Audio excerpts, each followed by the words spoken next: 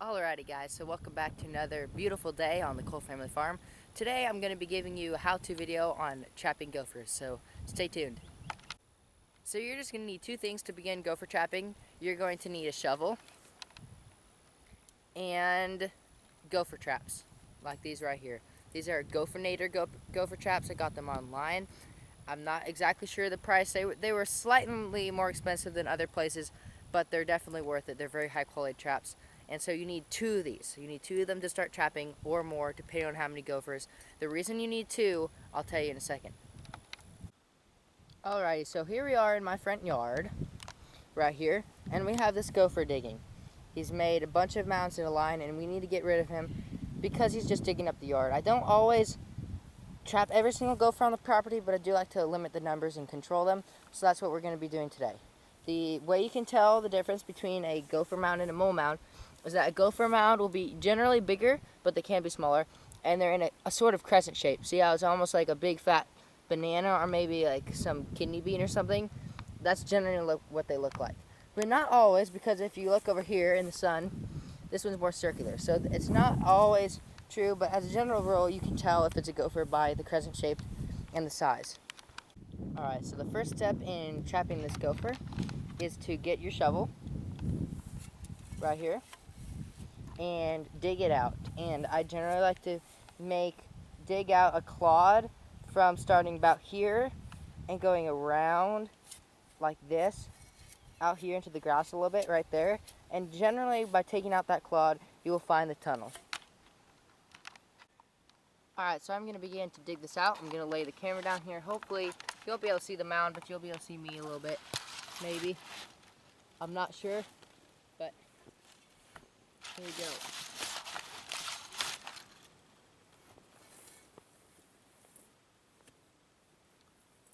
Move the traps out of the way, and I'll begin digging. Just go in a circle, digging out that clod.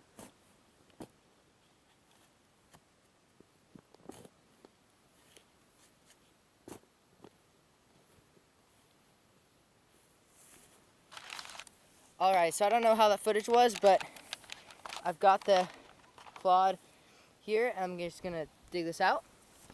Grab this out of here. Whoops. Lost him. Just going to dig this clod out here. There. And then here's our little hole. And we'll try to find the gopher mound in this. Sometimes I have to dig around, and boop, there it was.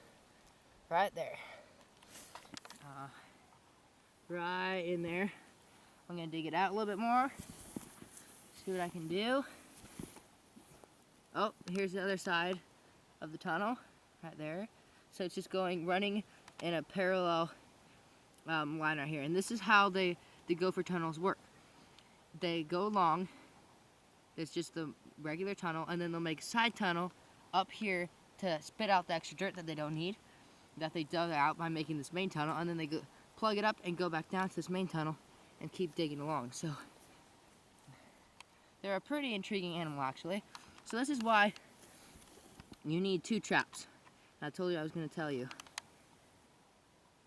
You have two different openings of the hole that you have to trap. You got to stick a trap in this way, facing this direction, and in this way, facing this direction.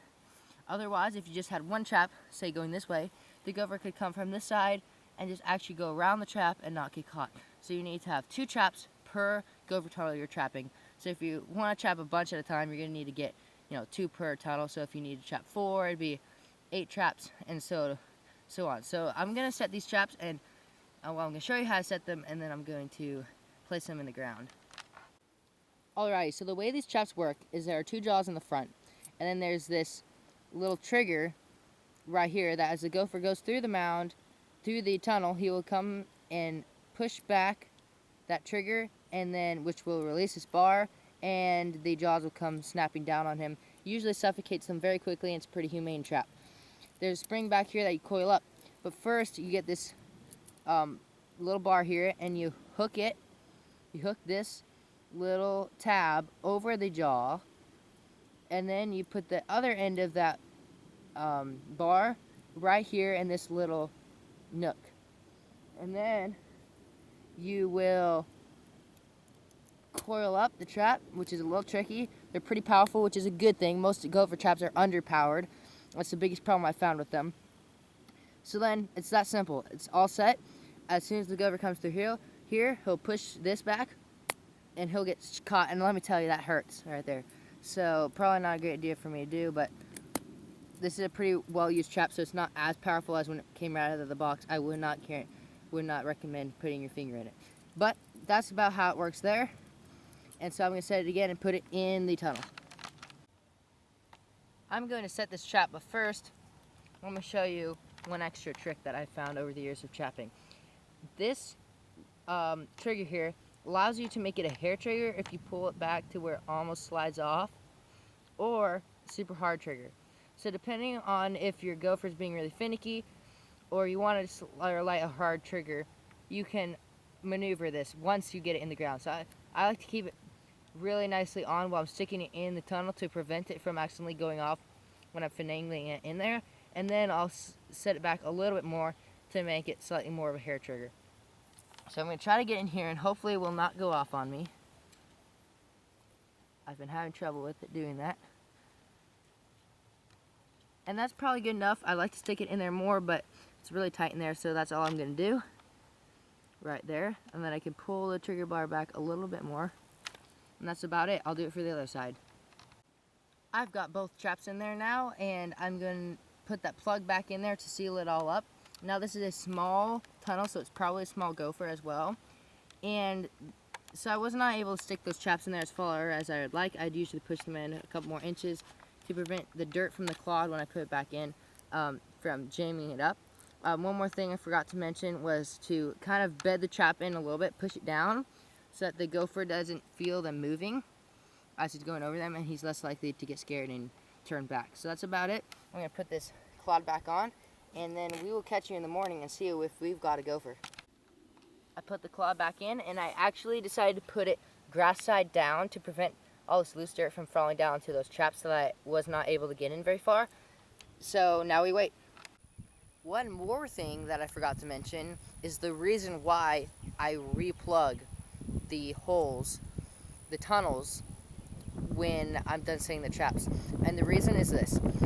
A gopher does not like to be in the sun. He likes to be in the dark. So when you plug it back up, it keeps his tunnels nice and dark and nice and closed in, so he doesn't suspect that there's anything wrong and turn around and come back. He's just thinking that his tunnels are normal and he's just going through them, and then he'll get trapped in the traps. So that's why you replug it, to make them feel more comfortable and more likely to go into the traps. It is the next morning, guys, and we're here at the gopher traps to check and see if we have success. I'm just going to remove this clod I put in yesterday. Maybe we'll have one, maybe we won't. Oh, over here it looks promising. The trap looks disturbed. Pull it out, see. Oh yeah. Oh yeah, guys, there you go. Gotta go for it. Unfortunately, and this does happen sometimes, the gopher's still a little bit alive, because look, the trap caught him way too far back. It usually catches him right on the chest and kills him very quickly. So this is a bummer, but I'm gonna go get my BB gun and humanely dispatch this gopher, and we'll be done.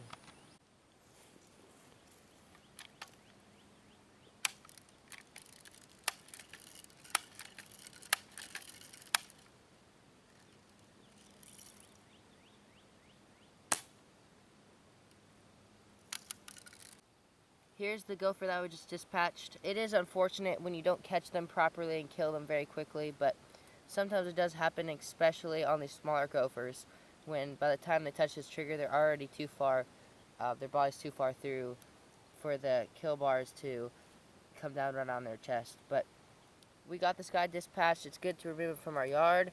This is a pretty small pocket gopher for this area. We usually get them a little bit bigger. He's also really light colored. Sometimes they're much darker. It's cool to see the different color varieties and sizes. But we're just going to take this guy out of the trap and put him right back down in the hole so that his body will decompose and fertilize the soil. So that's about all there is to trapping. It's super easy, it's super fun, and it's pretty cheap to get into. Alrighty guys, so in summary on gopher trapping, my advice to you is number 1, find a gopher mound, target a gopher tunnel system. Number 2, dig out a clod and find the tunnels, locate the tunnels. Number 3, set 2 traps, one going either direction in the tunnel. You make sure you bed the traps properly, you can set the trigger how you want it. Number 4, put the clod back on the tunnel, making sure not to disturb them too much and pretty much just to keep it dark so the gophers won't be scared. And number, I think 5, you will wait a little while and go in a few hours or overnight or whatever and check the traps. Sometimes it takes a couple checks to catch them, sometimes it doesn't. Sometimes you leave and come back 30 minutes later and there's already a gopher in there.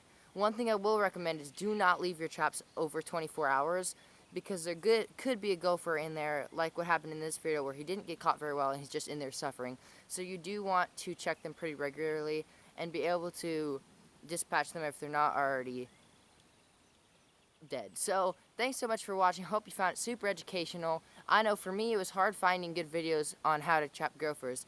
So yeah, I hope that if you're planning on trapping gophers or you need to or you want to test it out, it is fun, so I recommend it. And see you guys on the next one.